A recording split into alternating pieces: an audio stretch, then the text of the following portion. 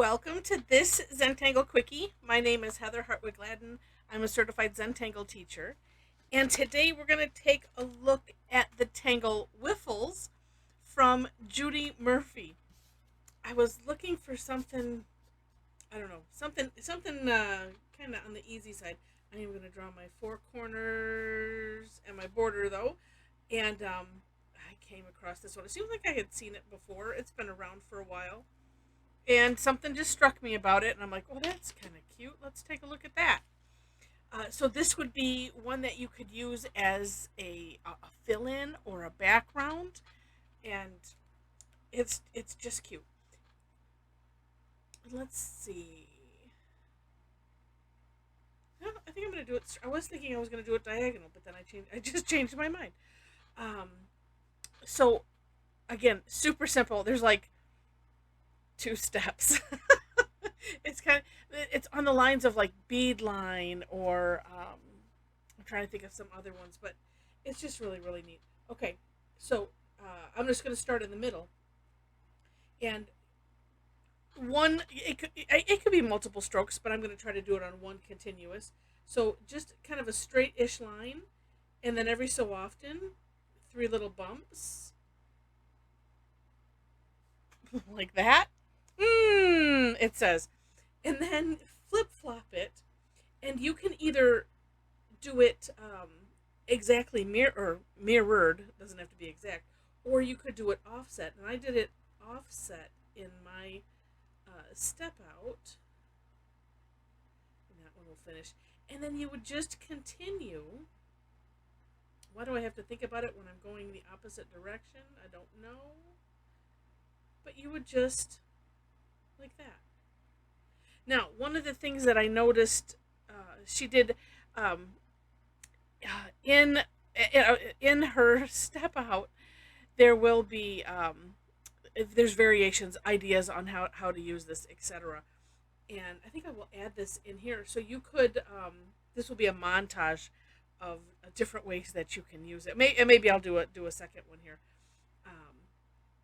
but you could, if you wanted to, draw a straight line and then continue. Oop, that one just had two.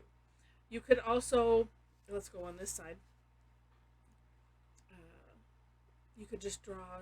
Oh wait, we'll go in between. You could draw some lines and dots if you wanted to, and then let's see, we're going. Trying to make that a straight line. But you know what's nice about this, just like a lot of other things in Tangle, is it doesn't matter what it ends up looking like. Let's do, there we go. And then we could just do some dots. Or it could be small orbs. I kind of like just dots. It doesn't have to be that close together, of course. And then continue like so. Let's put a, and you can divide it however you want. It's one of those doesn't matter at all. Oh, let's just do some dots.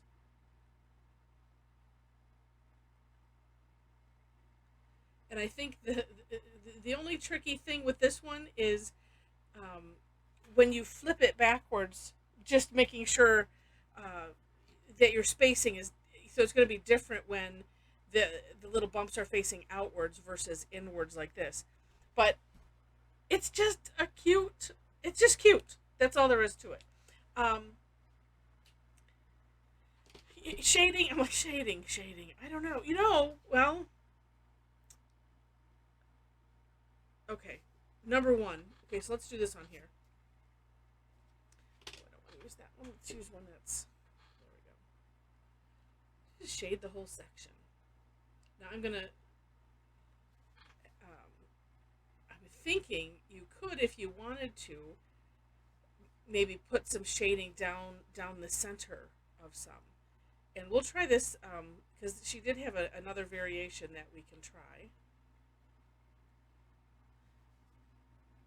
So I'm going to make that equally dark all the way around. And we'll just bring that to the inside.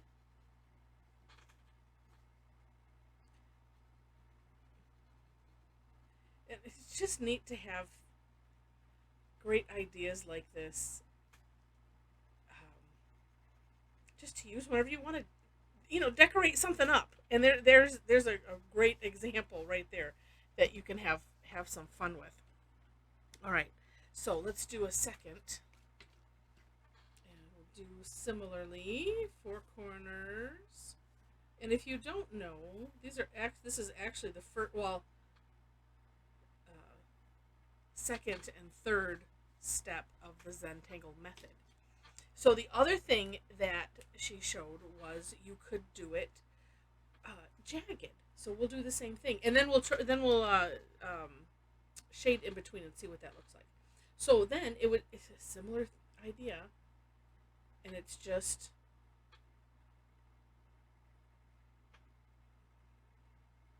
like that. And then again, you can offset it or not. Completely up to however you are inspired.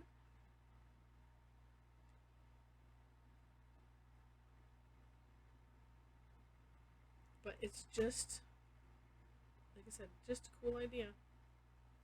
Let's see, and then this one will go the other way. And, without looking back, of course, could you go the same direction if you wanted to?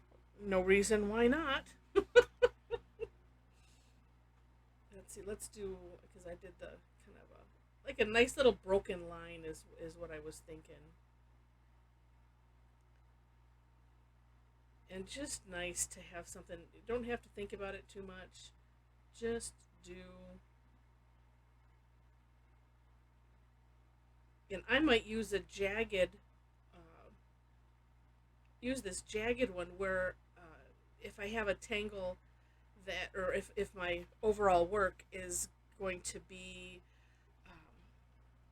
something that has a lot of curves. I like to pair things so that if I have a lot of edges, then I would do something like this. And if I had a lot of curvy lines, then I might add something like this, just so that way it gives a little bit different look. So let's see what happens if we. I'm just going to put them there, and actually I could put it in the center of here as well, but let's just try this, where they're kind of going out. Oh, that's interesting.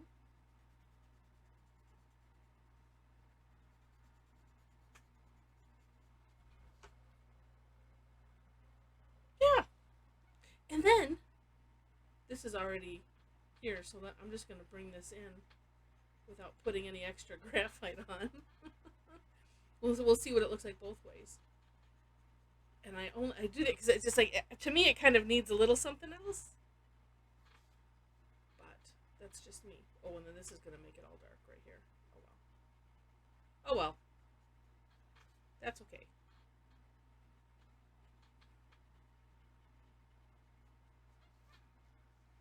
But, well, it could come back and do that a little bit darker. I could add a little light right here in between there. Lots of fun. Here, let's do that. I think I'm feeling like it needs to. That way it's differentiated just a little bit. But, cool ideas. Cool ideas. It's a neat fill-in, neat background. If you ended up doing it smaller and tighter together, that's kind of neat too.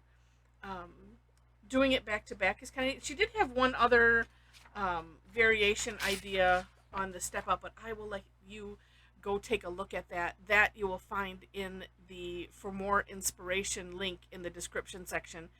I will have my version of the step out, then hers, and then underneath that, if you enjoy my style and would like to connect with me in any way, link to my website is down there, as well as the Facebook, the Facebook group that I started for Tangle Addicts. And if you are interested in classes, I do classes every week, almost twice a week. It just depends. A lot of them are free, but I do have a couple that are paid, so that way I can keep the lights on. So love to have you come join us for a free one. If you like it enough to to do the other, that would be great. I also have a subscription, a membership club. So if you really like it, if you're really a Tangle addict, and it's that's within your budget, take a look at that as well. Links are on the big menu on my website. If you enjoyed the video, would love to have a thumbs up or a like. And feel free to share it. And if you like it enough to see more, would love to have you be a subscriber to the channel.